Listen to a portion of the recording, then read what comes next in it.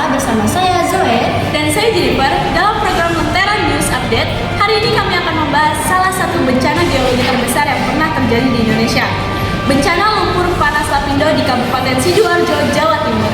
Bencana ini terjadi pertama kali pada 29 Mei 2006 di wilayah Desa Renoknomo, Kecamatan Porong, Kabupaten Sidoarjo saat kegiatan penyebaran gas bumi oleh PT Lapindo berantas yang menyebabkan semburan lumpur panas tak terkendali. Semburan tersebut menutupi lebih dari 640 hektar lahan, menenggelamkan 16 desa, ribuan rumah, sekolah, serta infrastruktur umum. Hingga kini, lumpur panas masih terus keluar dengan volume sekitar 100.000 meter kubik per hari.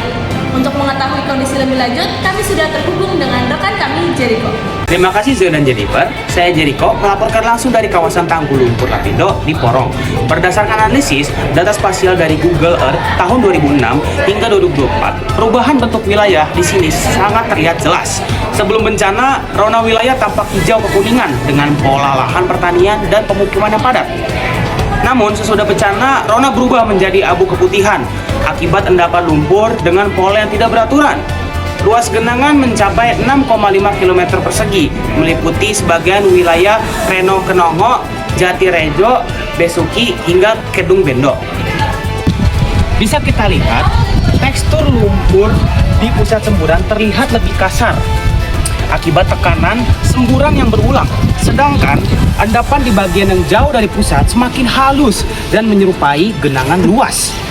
Bayangan bangunan seperti sekolah dan kantor desa juga terlihat jelas, menandakan adanya struktur tegak di sekitarnya. Arah bayangannya yang memanjang menunjukkan bahwa citra diambil pada pagi atau sore hari. Kembali ke studio. Baik Permisa, pola ruang di sekitar wilayah terdampak memperlihatkan keberadaan Taman Akasi yang memiliki pola lingkar dengan vegetasi mengitari bagian tengahnya. Namun di sekeliling taman tampak semak dan rerumputan yang tumbuh tidak terlalu rapat khas vegetasi taman terbuka. Sementara itu, situs tempat terjadinya bencana berada di dataran rendah Kecamatan Porong, berdekatan dengan pemukiman padat penduduk, kawasan industri, dan jalur transportasi utama seperti tol Surabaya Gempol. Kondisi ini menjadikan bencana lumpur Lapindo tidak hanya berdampak pada lingkungan, tetapi juga mengganggu mobilitas dan kegiatan ekonomi masyarakat. Sekarang, kita terhubung kembali dengan Jericho untuk mengetahui kondisi para korban. Untuk mengetahui kondisi masyarakat yang terdampak, kami sudah bersama dua narasumber, yaitu Bapak Gita dan Roy sebagai korban lumpur Lapindo. Oke, untuk Bapak Gita, menurut Bapak tentang lumpur Lapindo? Oke, sebelum bencana saya tinggal di Desa Jatirejo. Kami hidup dalam pertanian, tetapi setelah lumpur menutupi rumah, kami direlokasikan ke perumahan Kamurukan Nirwana Village. Sekarang kami coba bangkit dengan usaha kecil, tetapi memang tidak mudah. Oke, terima kasih atas pendapatnya. Sekarang kita lanjut ke narasumber yang kedua, yaitu dengan Kak Roy. Menurut Kak Roy, bagaimana pendapat Kak Roy tentang lumpur Lapindo? Sebelum bencana lumpur Lapindo, ekonomi kami berjalan cukup baik. Saya bekerja di lahan pertanian dan sebagian warga lainnya bergantung pada peternakan, usaha rumahan, serta pekerjaan di pabrik dan toko sekitar Porong.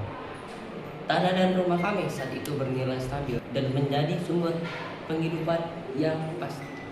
Namun setelah semburan lumpur terjadi, kondisi kami berubah total. Lahan pertanian yang dulu menghasilkan kini tertutup lumpur.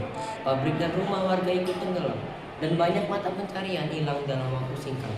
Kami kehilangan pekerjaan dan pendapatan menurun drastis. Sekarang sebagian besar warga hanya bisa bertahan hidup melalui bantuan dan menunggu ganti rugi. Oke, terima kasih atas pendapatnya. Saya Jericho kembali ke studio. Menarik sekali Jericho, dari data yang kami himpun, sebelum bencana lumpur Lapindo, wilayah Porong merupakan pusat aktivitas ekonomi kecil, menengah, dan lahan pertanian produktif. Namun setelah bencana, terjadi penurunan aktivitas ekonomi hingga 70% dan lebih dari 40.000 orang kehilangan tempat tinggal. Secara fisik, bentang alam berubah dari dataran hijau menjadi danau lumpur berwarna abu-abu yang masih aktif hingga kini. Sebagai manusia, kita diingatkan untuk menjaga ciptaan Tuhan. Dalam Kejadian 2 ayat 15 tertulis, Tuhan Allah mengambil manusia itu dan menempatkannya dalam Taman Eden untuk mengusahakan dan memeliharanya. Bencana Bencana Lapindo menjadi peringatan bahwa ketamakan dan kelalaian manusia terhadap alam dapat membawa kerusakan besar. Tanggung jawab kita bukan hanya membangun kembali, tapi juga menjaga keseimbangan alam sebagai bentuk ketaatan terhadap alam. Semoga peristiwa ini menjadi pembelajaran agar kita semua lebih berhati-hati dalam mengelola alam. Saya Zoe. Dan saya Jennifer, terima kasih telah menyaksikan. Sampai jumpa di edisi berikutnya.